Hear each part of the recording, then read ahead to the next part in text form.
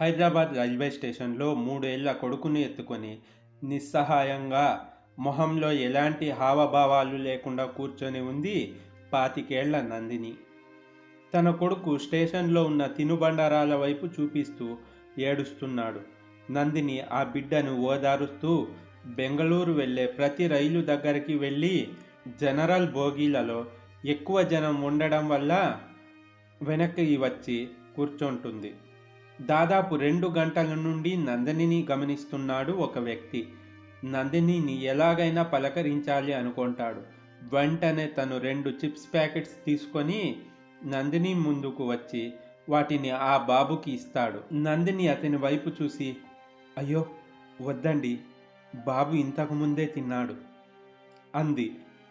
పర్వాలేదండి, బాబు చాలాసేపటి నుండి వాటి వైపే చూస్తున్నాడు అని అంటాడు ఆ వ్యక్తి. ఆ బాబు చిప్స్ గబగబా తినేస్తూ ఉంటాడు. అది చూసిన ఆ వ్యక్తికి బాబుకి బాగా ఆకలిగా ఉందని అర్థమైంది. వెంటనే వెళ్ళి మరొక 2 బిస్కెట్ ప్యాకెట్స్ తెస్తాడు. కానీ ఈసారి నందిని వద్దు అనలేదు. ఎందుకంటే బిడ్డ ఆకలి తీర్చడానికి ఆ దేవుడే ఆ వ్యక్తి రూపంలో వచ్చాడు అనుకుంటుంది. మొహమాటంగానే ఆ వ్యక్తి, మీరు ఎక్కడికి వెళ్ళాలండి అంటే చాలాసేపు నుండి చూస్తున్నా, ప్రతి ట్రైన్ దగ్గరికి వెళ్ళి వాపస్ వస్తున్నారు, అందుకే అన్నాడు ఆ వ్యక్తి. నందిని కూడా మొహమాటంగానే, నేను బెంగళూరు వెళ్ళాలండి, నా దగ్గర జనరల్ బోగీ టికెట్ ఉంది, కానీ ప్రతి ట్రైన్లోనూ జనరల్ బోగీలో ఎక్కువగా జనం ఉన్నారు, బాబుతో అంత జనంలో వెళ్ళలేనని వాపస్ వస్తున్నా అంది నందిని. ఆ వ్యక్తి చిన్నగా నవ్వుతూ, మరేం పర్వాలేదండి, నేను కూడా బెంగళూరే వెళ్తున్నా, నా దగ్గర రిజర్వేషన్ టికెట్ ఉంది, మీరు నాతో పాటు రండి, టీసీ వస్తే నేను ఏదో ఒకటి చెప్పి మేనేజ్ చేస్తా అన్నాడు ఆ వ్యక్తి. నందిని సంకోచిస్తూ, అయ్యో మీకెందుకండి అంత శ్రమ, పర్వాలేదు, నేను ఎలాగో అలా వెళ్తానులేండి అంటుంది. ఇందులో శ్రమ ఏముందండి, నేనేమైనా మిమ్మల్ని మోసుకొని తీసుకెళ్తానా, లేదు కదా, ఇది పండగ సీజన్, ప్రతి ట్రైన్లోనూ జనం ఉండే ఉంటారు అన్నాడు ఆ వ్యక్తి. నందిని ఆలోచిస్తూ, టైం కూడా లేదు, నా కోసం కాకపోయినా కనీసం బాబు కోసమైనా సరే బెంగళూరు వెళ్ళి అన్ని సమస్యల్ని పరిష్కరించుకోవాలి అనుకొని సరే అంటుంది. తర్వాత ట్రైన్లో ఆ వ్యక్తితో కలిసి నందిని తన కొడుకు బెంగళూరు బయలుదేరుతారు. ట్రైన్లోకి వెళ్ళిన తర్వాత ఆ వ్యక్తి తనను తాను పరిచయం చేసుకుంటాడు.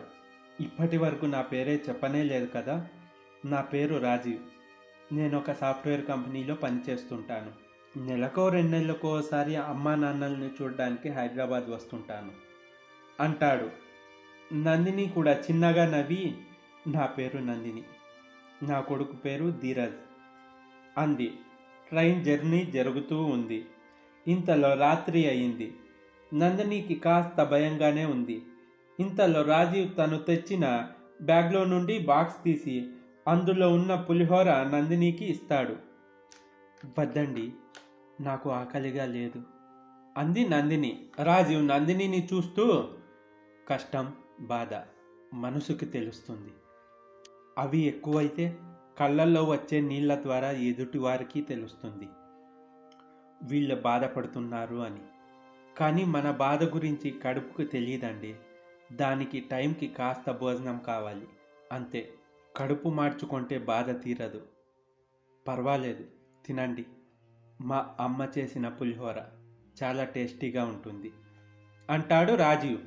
రాజీవ్ మాటలకి కన్నీరు తుడుచుకుంటూ ఆ పులిహోర తీసుకొని బాబుకి తినిపించి తాను కూడా తింటుంది.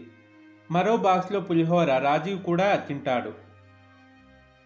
ఆ రాత్రి కనీస పరిచయం కూడా లేని వ్యక్తి తన బిడ్డ కడుపు నింపినందుకు మనసులోనే కృతజ్ఞతలు చెప్పుకుంటుంది నందిని. తినడం అయిపోయాక రాజీవ్ నందినితో,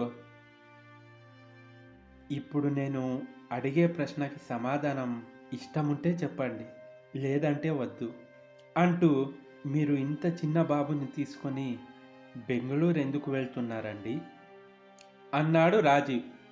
కనీసం ఇప్పటికైనా తన బాధను చెప్పుకోవడానికి ఒక మనిషి దొరికాడు అనుకొని నందిని తన గతం చెప్పడం మొదలుపెట్టింది. హైదరాబాద్ పక్కన ఒక మారుమూల గ్రామం. ఆ ఊర్లో జానకి దేవరాజ్ దంపతులు ఉండేవారు. వారికి ఒక్కగానొక్క కూతురు నందిని. అందంలో ఏ హీరోయిన్కి తీసిపోదు. నందిని కాలేజ్ చదువు కోసం హైదరాబాద్ వచ్చిపోతూ ఉండేది.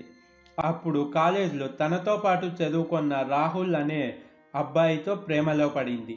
అలా వారి చదువు పూర్తయ్యేసరికి రాహుల్ బెంగళూరులో ఒక కంపెనీలో జాబ్ తెచ్చుకున్నాడు. వారి ప్రేమ విషయం ఇంట్లో చెప్పగా రెండు కుటుంబాలు వారు ఒప్పుకోలేదు. అప్పుడు నందిని రాహుల్ ఒక గుడిలోకి వెళ్ళి పెళ్లి చేసుకున్నారు. వీరికి పెళ్ళైన విషయం తెలుసుకున్న నందిని పేరెంట్స్ తమ కూతురు చచ్చిపోయింది, ఇక మాకు తనకు ఎలాంటి సంబంధం లేదు అని చెప్తారు. కానీ రాహుల్ ఫ్యామిలీకి ఇష్టం లేకపోయినా కొడుకు కోసం ఒప్పుకుంటారు. రాహుల్ పెళ్ళయ్యాక నందినిని వాళ్ళ అమ్మా నాన్నతో వదిలి బెంగళూరు తిరిగి వెళ్తాడు. అప్పుడప్పుడు ఫోన్ చేస్తూ ఉండేవాడు, వచ్చిపోతూ ఉండేవాడు. అలా కొద్ది రోజులు జరిగాయి. బాబు పుట్టాక అందరూ చాలా హ్యాపీగా ఉన్నారు. కానీ అనుకోకుండా 3 నెలల క్రితం రాహుల్ తన కంపెనీ నుండి రూమ్కి వస్తుండగా ఒక యాక్సిడెంట్ అయ్యి చనిపోయాడు. అప్పటి నుండి నందినికి అసలు కష్టాలు మొదలయ్యాయి. అత్తపోరు మొదలైంది. బంగారం లాంటి నా బిడ్డని బలి తీసుకున్నావు కదే నష్టజాతకురాల అని నందినిని ఎప్పుడూ తిడుతూ ఉండేది. నువ్వు నీ బిడ్డ ఎక్కడికైనా వెళ్ళి సావండి అని అంటూ ఉండేది. అవన్నీ భరించలేక ఎప్పుడు ఏడుస్తూ ఉండేది నందిని. రాహుల్ పిఎఫ్ కంపెనీలో ఉంటుంది అని తెలుసుకున్న నందిని ఆ డబ్బు తీసుకొని తాను తన బిడ్డ అత్తామామలకి దూరంగా ఏదైనా పని చేసుకుంటూ బ్రతుకుదామని బెంగళూరు బయలుదేరి ఉంటుంది నందిని. నందిని గతం తెలుసుకున్న రాజీవ్ కళ్ళల్లో కన్నీరు తిరుగుతాయి. మరి ఆ కంపెనీ అడ్రస్ అన్న రాజీవ్కి తన చీర కొంగులో దాచుకున్న పేపర్ చూపిస్తుంది నందిని. ఆ అడ్రస్ చూసిన రాజీవ్, ఈ అడ్రస్ నాకు తెలుసు అన్నట్టు మీకు బెంగళూరులో ఎవరైనా తెలుసా అంటాడు రాజీవ్. లేదు అన్నట్టు తల ఊపింది నందిని. సరే, నేను మీకు హెల్ప్ చేస్తా. మీ భర్త పిఎఫ్ డబ్బు మీకు వచ్చేంత వరకు నేను మీకు తోడుగా ఉంటా అని భరోసా ఇస్తాడు రాజీవ్. నందినిని బాబుని తీసుకొని రాజీవ్ ఉన్న ఫ్లాట్కి వెళ్తాడు. ఆ ఫ్లాట్లో ఎక్కడి బట్టలు అక్కడే ఉంటాయి. వాటిని చూసి రాజీవ్ చిన్నగా నవ్వి, అంటే బ్యాచులర్ కదండి, ఇంతకన్నా గొప్పగా ఏముండదు.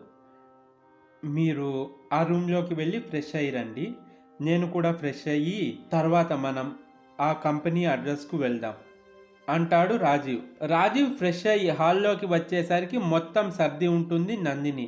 అయ్యో, ఇవన్నీ మీరెందుకు చేశారండి అన్న రాజీవ్తో, ఏం పర్వాలేదండి, ఆఫీస్ దగ్గరికి వెళ్దామా అంటుంది నందిని. సరే అని నందిని, బాబు, రాజీవ్ కలిసి రాహుల్ పనిచేసే కంపెనీ దగ్గరికి వెళ్తారు.